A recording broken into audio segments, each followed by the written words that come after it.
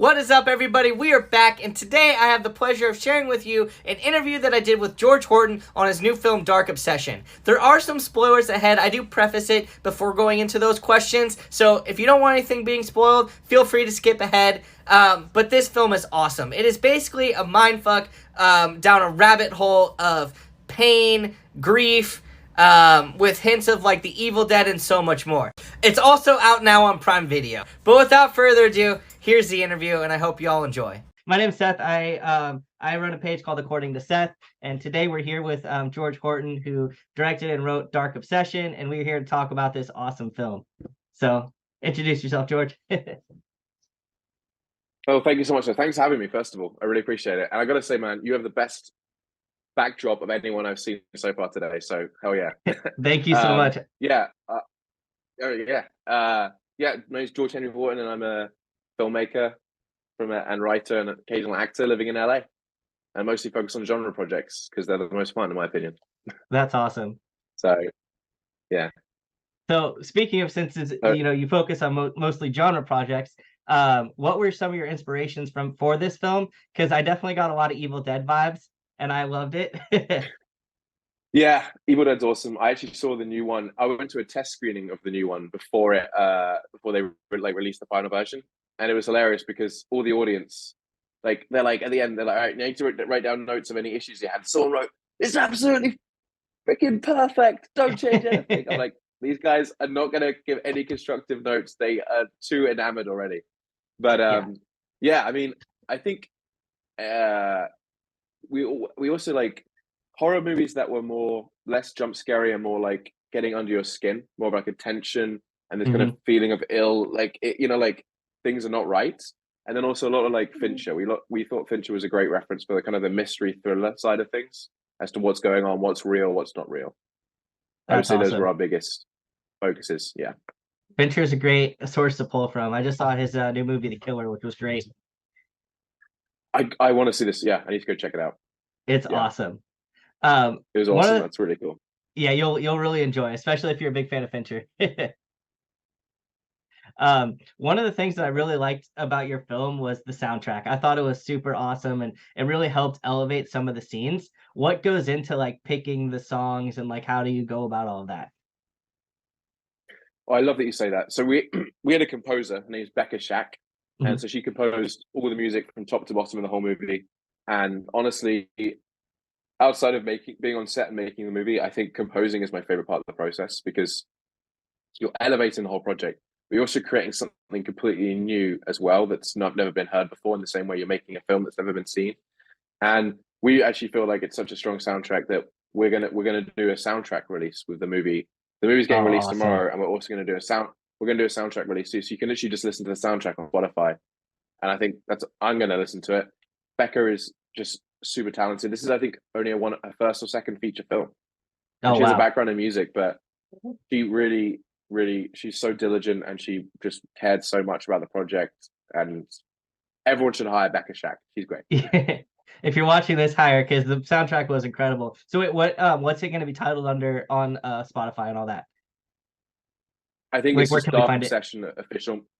Okay. Oh, the soundtrack, or yeah, like I think it'll be Dark. I think it's like Dark Obsession official motion picture soundtrack, something like that. Perfect. Okay, yeah, because I definitely want to listen to it again. I thought it was awesome.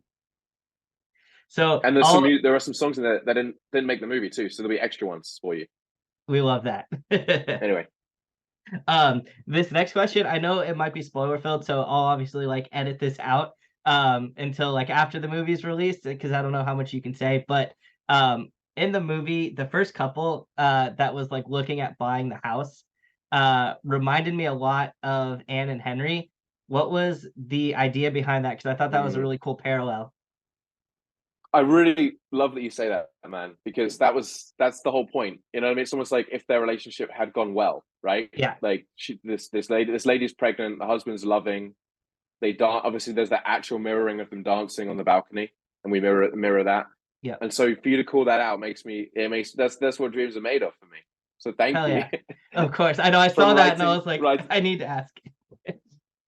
Yeah, it's exactly. It's like it's almost like looking in the mirror of the whole movie is about kind of duality of like real versus not real, the different reality versus one reality, how it could have gone, how it didn't go, and that was like we felt was like a really cool way of showing this couple, you know, as what could have happened for these guys. Yeah. So it's kind of a tragedy. We always people ask us like, what is the movie? And we like it's kind of like a tragedy, thriller, horror. That's kind of how I see it, because everybody suffers in this movie. It's I don't know, really nice and exciting, real heartwarming, family friendly stuff. Yeah, I noticed that too, and I thought I was like, is this like Anne's like what she wished could have like gone differently and how everything should have turned out? And I thought that was a really, really cool parallel. Thank you, man. I really appreciate that. And we don't even know if it's like a real. I don't want to say too much, but we don't Yeah, know what's real and what's not. So it's like, did these people even come? But yeah, I thank know you. that part was confusing me too. I was like, wait a second, because once, and we'll get to that kind of. Well, I don't want to like spoil things. So we'll get to a couple of things in a few. But one of the other questions that I really had was, I love Mina and Danielle. Like, I think they're both awesome. What was it like working with both of them? Awesome. They're like the nicest people in the world. It was great. um, and yeah, it truly was. And what was really cool was we shot the movie with like no budget, like during COVID. All the actors were people who live locally, who were all fantastic, by the way. But we didn't like set out to cast in any kind of way. It was just like who was available and wanted to be on the project.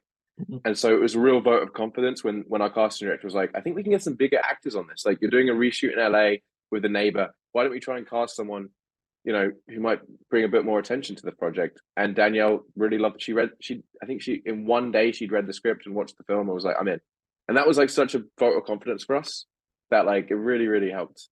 So, and then similarly, Mina was very quick as well in getting back to us. So that That's really awesome. made us feel good. Yeah. And they were just lovely to work with. So That's great. What was it like? Because I know you brought up you filmed it during COVID. What was that like? What was like some of the challenges, and did it make it a lot more difficult, I assume?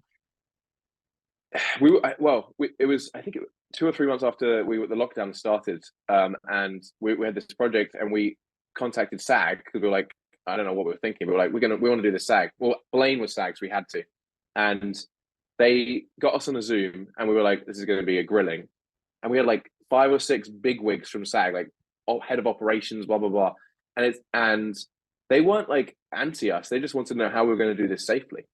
And the big thing for us was like everyone has to drive to the location, take a COVID test before they drive, be negative, drive to the house, no gas stations, like fill your car up a few days beforehand if you have to, and then leave it.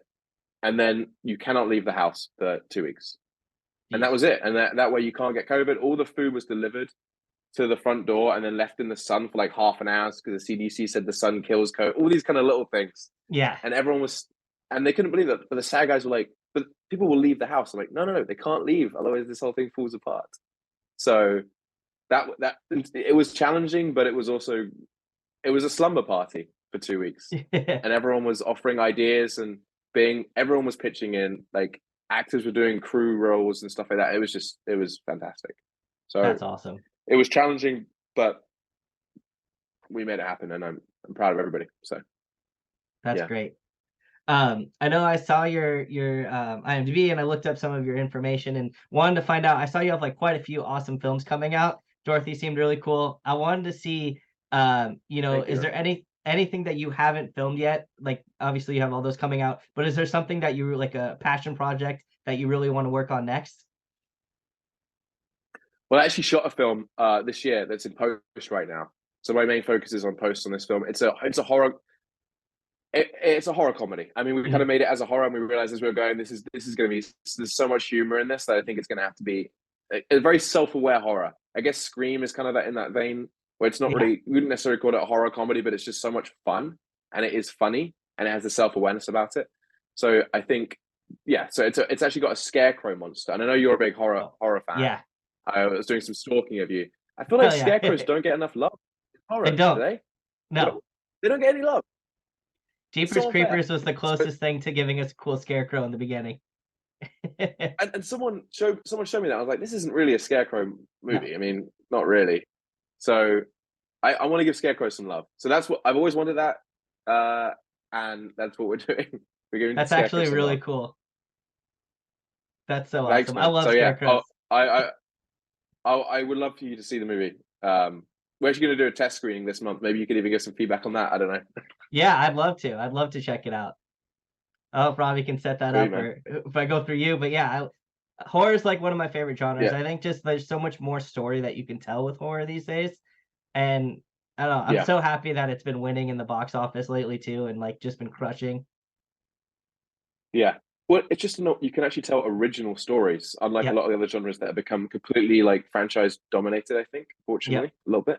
And also horror, people look down on horror since beginning of time. And now this is sort of this elevated horror thing, which is fine, but I feel like horror's always had a social message, and it's always had more to say than what's on the surface. And I think that's always been really cool.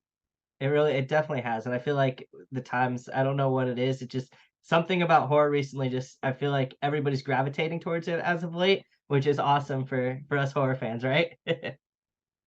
Yeah, because it's more means more horror movies and more stuff to watch, which is Yeah. sick. Last question here. I don't know how much more time we have, but last question I wanted to ask you is obviously there's that huge twist at the end of the film. Did you ever see that playing out differently? Or was that kind of always your idea for it? And obviously without giving too much away, but Well, I'll tell you this. I think we did like 15 drafts of the script, so the answer is definitely yes. yeah. Um, but I think that was always it was always going to be something similar. It's yeah, I can't. It's so hard to speak about this, right? Without I know. uh, um um. It definitely there were different versions of how that would play out for sure. But I think that was always going to be more or less the we because we had the basic story idea. Again, I can't. You can edit it out, I guess. But Yeah. you know, my partner at the time, Blaine was my partner at the time. She's like, "What if we make a movie about a wife who murders her husband?" I'm like, "So where did you get this idea from?" I'm a little bit nervous right now. We're in the middle of the woods. And so, but then this memory thing kind of came in. I think when we started, I think it was from watching Memento, and then other movies that are all about memory. Memory was like Mhm. a huge part for us.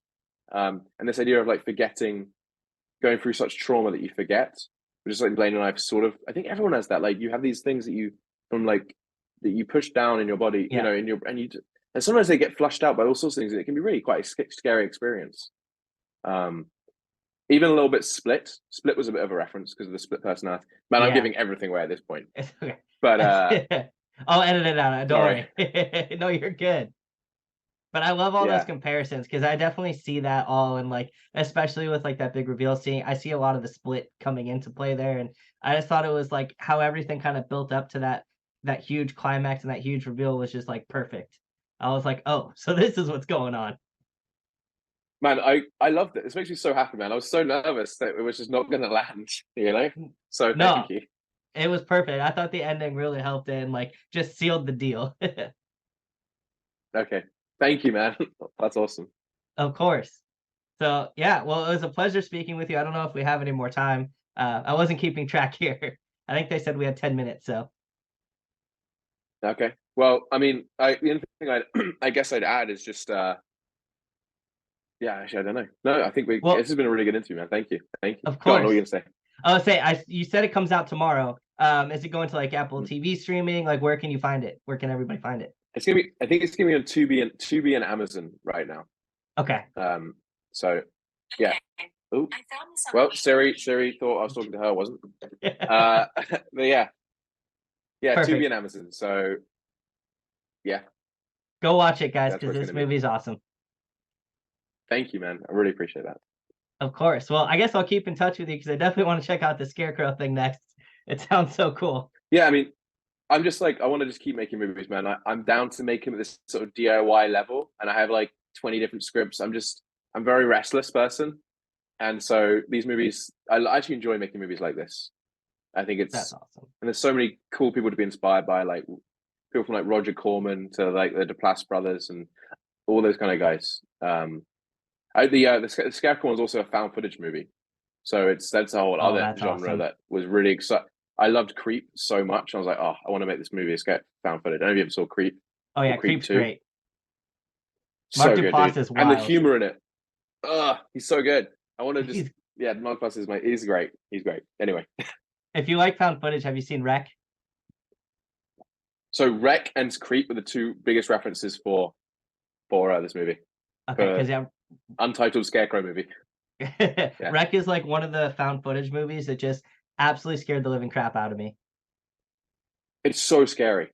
It's unbelievable. And you Yeah, can't even. I don't speak Spanish, so I'm just not even understanding what's happening. With the word, but yeah. it's just unbelievable. I felt the same. I'm like, what is going on?